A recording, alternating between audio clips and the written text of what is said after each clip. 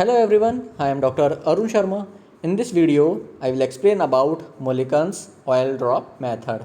This method is used for the determination of charge of electrons. This is the experimental setup for the determination of charge of the electron. Here you can see that in this method, oil droplets in the form of mist produced by the atomizer were allowed to enter through a tiny hole in the upper plate of electrical condenser. The downward motion of these droplets was viewed through the telescope equipped with a micrometer eyepiece.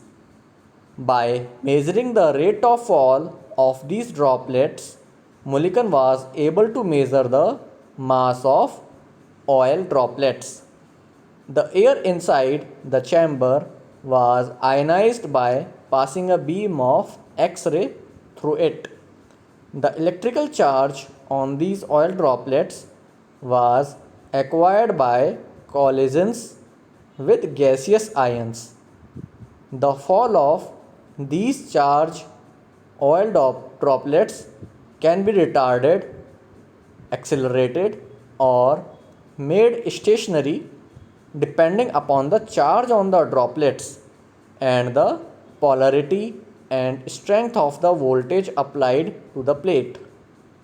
By carefully measuring the effects of electrical field strength on the motion of the oil droplets, Mulliken concluded that the magnitude of electrical charge, that is Q, on the droplets is always an integral multiple of the electrical charge E, that is Q is equal to Ne, where N is 1, 2, 3 and so on. So here are some findings of Mulliken oil drop experimental method.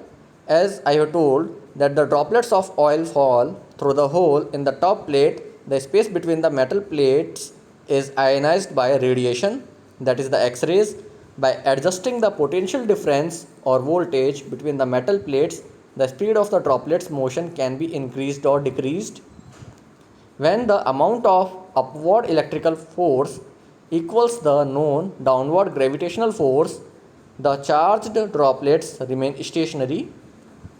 Mulliken determined that all droplets carried an integral multiple of electrical charge E, that is the charge of electron, that is 1 minus 1.6 into 10 to the power minus 19 coulombs, and the formula for the charge on the droplets, that is equal to Q, that is equal to Ne, that is the integral multiple of electrical charge.